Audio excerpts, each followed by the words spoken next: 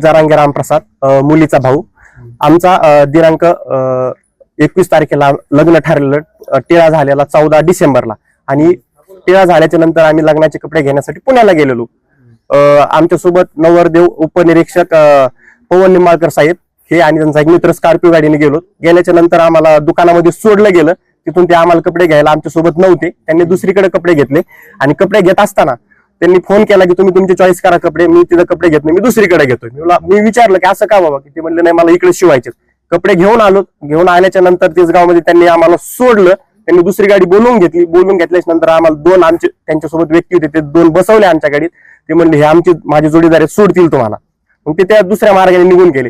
असं केल्याच्या नंतर हा प्रकार झाला आदल्या दिवशी. दुसऱ्या दिवशी नंतर त्यांचा फोन आला मला, की फोन आला तुम्ही चकलांब्याला या, आमच्या घरी या. घरी आलं, आम्हाला वाटलं काहीतरी बोलायचं असेल पुढचं नियोजन वगैरे. गेल्याच्या नंतर त्यांनी आम्हाला असं सांगितलं की मला तुमच्या मुलीसोबत लग्न करायचं नाही. हे ऐकल्याच्या नंतर आमच्या पायाखालची जमीन घसरली. ते झाल्याच्या नंतर आम्ही का नाही करायचं, की ते म्हणले ही मुलगी मला शोभत नाही, ग्रामीण भागातली, असे काहीतरी वेगवेगळे आरोप केले, उत्तरे दिले त्यांनी. मग हे केल्याच्या नंतर आम्ही तिथं बोलल्याच्या नंतर की ते म्हणले ठीक आहे, तुम्ही ऐकत नाहीत ना, की त्यांनी आम्हाला त्यांच्या जी वर्दी होती पोलीस डिपार्टमेंट, त्याला एक अडकवलेली गन, त्याचा धाक दाखवला आम्हाला, की तुम्ही कसं काय नाही करत का, आम्ही पोलीस डिपार्टमेंट माझं कुणी वाकडं करू शकत नाही, अशी मला सवय लागलेली, हे मी असं किती का करत आलोय. असंच पोखरीचं प्रकरण एक झालेलं त्याच्या अगोदर. आणि हे करत असताना आमची त्यात बदनामी झाली. आम्ही गावाकडे आलो, मध्येचे लोक कोण प्रयत्न केला, परंतु आम्हाला त्यात काही इनपुट भेटलं नाही. मग हे करत असताना आमच्या चुलत्यांनी जो 1-1 रुपया गोळा केलेला, तो पूर्ण त्या लग्नासाठी लावला होता, तो पूर्ण आज आमचं कुटुंब उद्ध्वस्त झालेलं आहे, आमचं याच्यावर आलेलं आहे. आणि ह्या बाबतीत आम्हाला न्याय मिळावा. आणि पोलीस प्रशासनाला एवढीच आमची मागणी आहे की याच्यावर लवकरात लवकर काहीतरी याच्यावर कारवाई करावी, त्यांना निलंबित करावं.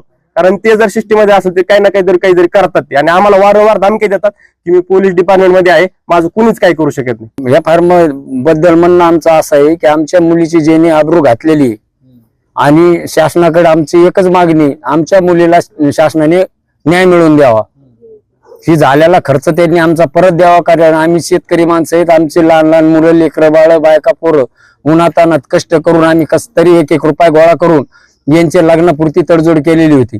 पण यांनी जसं जसं लग्न जवळ येईल तसं तसं काहीतरी बायपास काढून वेगळीच दिशा आम्हाला दाखवायला सुरू केली. आमची मुलगी आणि पुतण्या हे पुण्याला जायचे म्हणले, त्यांनी हट्ट असा धरला की मला पुण्यालाच कपडे घ्यायचे. तर मी म्हणलं जा बा, पुण्याला कपडे घ्यायला गेल्याच्या नंतर त्यांनी ते कपडे पुण्याला न घेता मुलीला आणि पुतण्याला एका दुकानात सोडून दिलं आणि हे कुठेतरी आळंदीकडे निघून गेले. त्यांनी कपडे घेतले नाही, काही नाही. आमच्या पुतण्यानी त्यांना मोबाईलवर हे टाकलं की भाऊजी आम्ही अशा साड्या घेतल्या, तशा साड्या घेतल्या. ते म्हणले हो मी इकडेच घेतले तर इकडेच शिवित असतो. तरी त्यांनी ते लग्न जमायच्या टायमाला साखरपुड्याला मी 7-7 ग्रॅमच्या 2 अंगठ्या घेतलेल्या आहेत.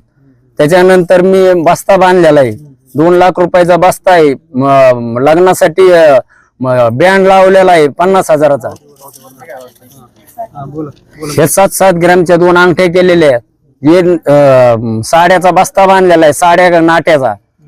त्यानंतर बँड लावलेला आहे 50,000चा. त्यानंतर हे स्टीलचे भांडे घेतलेले आहेत 45 ते 50,000ची. त्यानंतर मुलीचे हे फर्निचर हे इथं बीडला घेतलेला आहे. एवढा असा मिळून खर्च 14 ते 15 लाखापर्यंत खर्च झालेला आहे. हे पत्रिका छापल्या, लग्नाच्या पत्रिका कमीत कमी 1000 ते 1200 पाहुण्याला पत्रिका बी वाटलेल्या आहेत. आता आमची मागणी आमचा झालेला खर्च द्यावा आणि आमच्या मुलीला न्याय मिळवून द्यावा. आमच्या असा जीवाला धक्का बसला, असं एक घटना घडली. सारं झालत, लग्न 8 दिवसावरच आलत. आमचे सारे लेकर बाळ सारे हे दिनालेवानी बसले. मग हे असं हे करायला नव्हतं पाहिजे.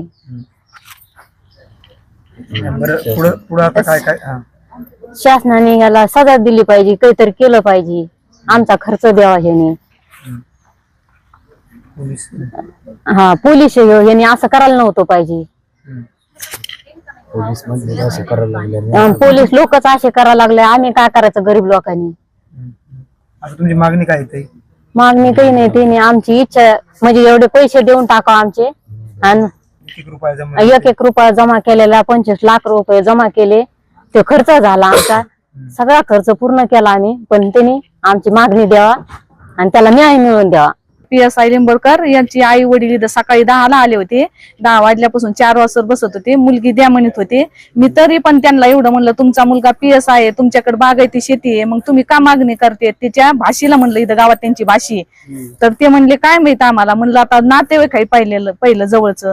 मग तेव्हा त्यांनी पिक्चर पाहायला चल म्हणला, चॉकलेट गेम करायचं, महिन्याचं काय असतं ते बर्थडे, ते काय न काय केलं म्हणलं. पुन्हा बायको सारखं मला बोलत नाही, बायको सारखं मुलगी अगोदर का बोलन याला? यांनी फिरून आणली, इकडे तिकडे हिंडून आणली. पण हे PSI आहे, शासनाचा सर, हे आपल्यासाठी आहे ना. याने असा धोका द्यायला नाही पाहिजे. गरीबाचा न्याय निवडणार आहे, पण हे स्वतः जर असं करायला लागल्यावर मग कसं व्हायचं? यांनी त्या मुलीच्या आई वडिलांनी काम केलंय. गरीब आहेत ते बी, असे काय बागायती शेत नाही, काही नाही. आमची मातुरी खडकावर जमीन आहे. पुन्हा म्हणतो जरांगा पाटलाचं गाव आहे म्हणून हे धमकी देत. आम्ही जरांगा पाटलाचं गाव आहे म्हणून आम्ही धमकी देत नाहीत. आमच्या मुलीला बदनाम केलं, आमच्या मुलीची न्यूज छापिली. या मुली सारण संघ 3 महिने बोलला आणि मग नंतर यांनी गेम केला. हे गेम करायला नव्हता पाहिजे. यांनी भरपाई करायला पाहिजे खर्चाची. त्यांनी घरात साऱ्या वस्तू आणल्यात. मंडपवाल्याला वस्तू कामं येतात, पण मंडपवाल्याला पैसे दिलेले कामं येणार आहेत का? स्वयंपाकवाल्याला पैसे दिलेले, घोड्यावाल्याला, त्यांनी त्यांची तारीख व्हायला गेली. ते पण गरीबच असते दाद्यावली. त्यांनी यांच्याकडून जास्त पैसे घेतले. पुन्हा मग मागणी काय आता? मागणी फक्त यांनी खर्च झालेला भरून द्यावा. आणि अशी न्यूज असं काही त्यांनी केल्यामुळे आम्हाला करायच्या टाइमाला आम्ही आजपूत केलं नाही. याला 1 महिना होऊन गेलाय. हे असं आम्ही छापील नव्हतं. आम्ही अगोदर काय म्हणलो होतं, त्याला याची बातमी पेपरला द्या. पण हे म्हणले नको, ते PSI आहे, आम्ही याची बदनामी नाही केली. पण हे जर आमची बदनामी करायला लागल्या, मग आता आम्ही त्याच्यामुळे न्यूजला दिला. आम्हाला द्यायचं पण नव्हतं.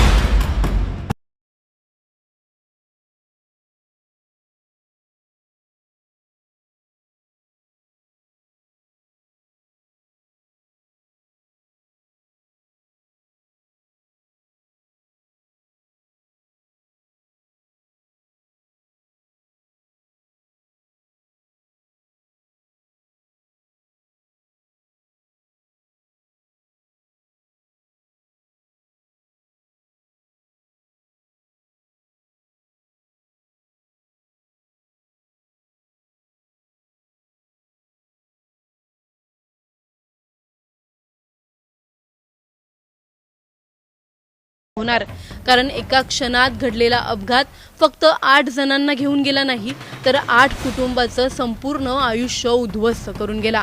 आणि आजही त्या घाटातून जाणाऱ्या प्रत्येक वाहनासोबत एक प्रश्न फिरतोय, त्या रात्री नेमकं घडलं तरी काय?